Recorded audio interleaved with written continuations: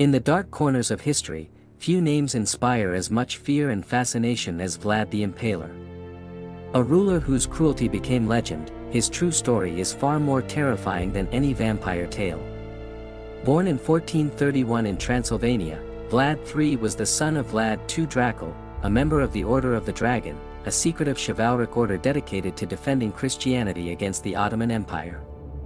From an early age, Vlad was entangled in a world of betrayal, warfare, and bloodshed. As a child, Vlad and his younger brother Radu were sent as political hostages to the Ottoman court under Sultan Murad II. This was a common practice to ensure the loyalty of noble families. While Radu adapted to life in the Ottoman court, even developing a close relationship with the future Sultan Mehmed II, Vlad seethed with hatred. He resented his captors, viewing their customs as foreign and their rule as oppressive. This formative period fueled his later brutality. When his father and elder brother were murdered by rival factions in Wallachia, Vlad saw firsthand the treachery of politics. His return to Wallachia was marked by vengeance. In 1448, with Ottoman support, he briefly seized the throne but was quickly ousted. Exiled and wandering through Europe, he eventually found refuge in Hungary. Here, he forged alliances and gathered support for his return to power. In 1456, Vlad reclaimed the throne of Wallachia. His reign was defined by a ruthless campaign to secure his rule and defend his land from internal and external threats. He faced boyars, Wallachian nobles, who had betrayed his father and brother. He invited them to a banquet under the pretense of reconciliation, only to have them executed or enslaved. This act cemented his reputation as a ruler who tolerated no disloyalty. His most infamous method of punishment was impalement, a gruesome execution technique where victims were skewered alive on stakes. This not only eliminated his enemies but also served as psychological warfare. Entire forests of impaled bodies lined roads, striking fear into all who opposed him. His brutality was not without purpose. Vlad knew he ruled a land caught between two superpowers, the Hungarian kingdom and the expanding Ottoman Empire. To secure Wallachia's independence, he played both sides while preparing for inevitable conflict. In 1462, Sultan Mehmed II launched a massive invasion to subjugate Vlad. Facing overwhelming odds, Vlad resorted to unconventional tactics. He burned his own villages to deny resources to the Ottomans and used night raids to terrorize enemy camps. In his most infamous act, he orchestrated the night attack at Targovist, where he led a surprise assault on the Ottoman camp, attempting to assassinate the Sultan himself.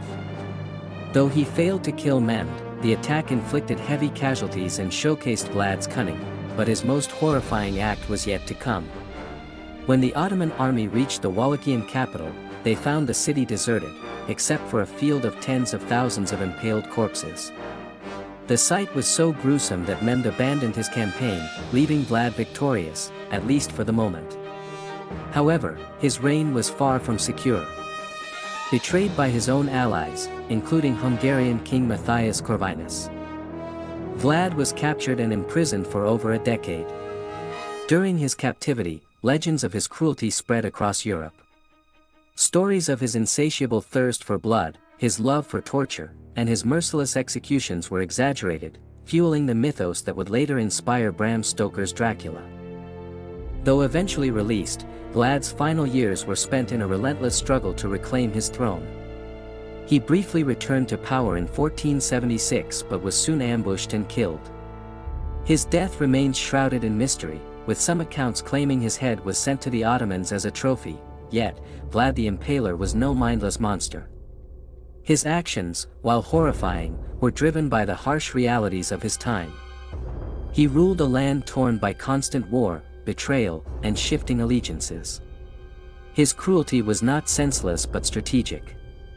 To his people, he was both a tyrant and a defender. To his enemies, he was the embodiment of terror. Over the centuries, his legend evolved, blending fact and fiction. While he never drank blood or lived eternally, his legacy, much like the vampire he inspired, refuses to die. Despite his death, Vlad the Impaler's legend only grew. Chroniclers across Europe, especially in Germany and the Balkans, recorded his atrocities with a mix of horror and fascination. The printing press, still a recent invention, spread stories of his cruelty far and wide.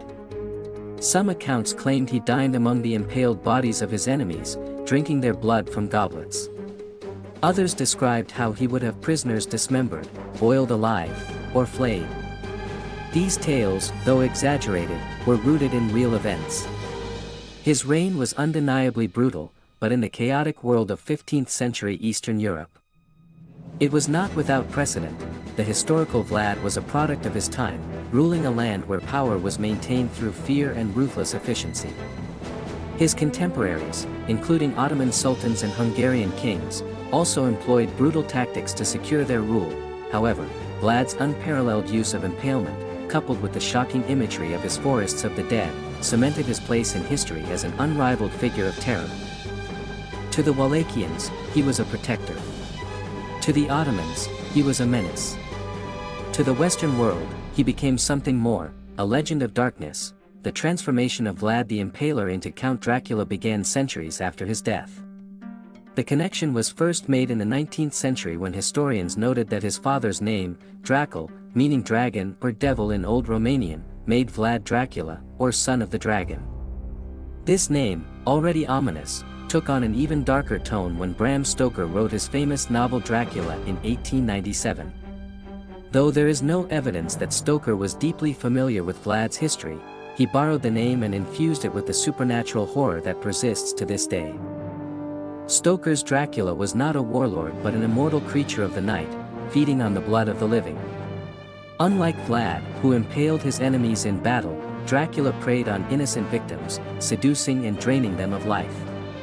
The novel's depiction of the vampire, a sinister, aristocratic figure lurking in the shadows, became the foundation for modern vampire lore. From literature to film, Dracula evolved into a cultural phenomenon, immortalized in countless adaptations. Yet, in many ways, the real Vlad was more terrifying than fiction. He did not need supernatural powers to instill fear. His legacy of terror was built on cold, calculated brutality. As the centuries passed, perspectives on Vlad shifted. In Romania, particularly in Transylvania and Wallachia, he was not merely seen as a monster but as a national hero.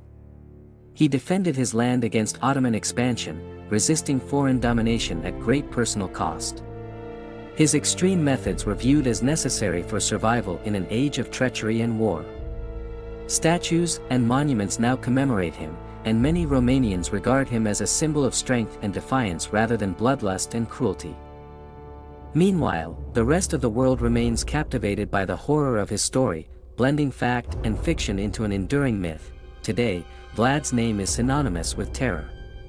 His castle ruins draw thousands of visitors each year, eager to walk in the footsteps of history's most infamous ruler. His story has inspired films, books, and folklore, ensuring that his legacy, whether as a ruthless prince or the inspiration for the world's most famous vampire, will never be forgotten.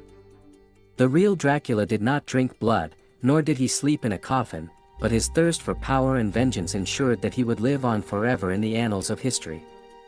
A man who ruled through fear, who embraced cruelty as a weapon, and whose name alone continues to send shivers down the spines of those who hear it. Vlad the Impaler may be gone, but his shadow remains, lingering in the dark corners of history, whispering tales of terror to those who dare to listen.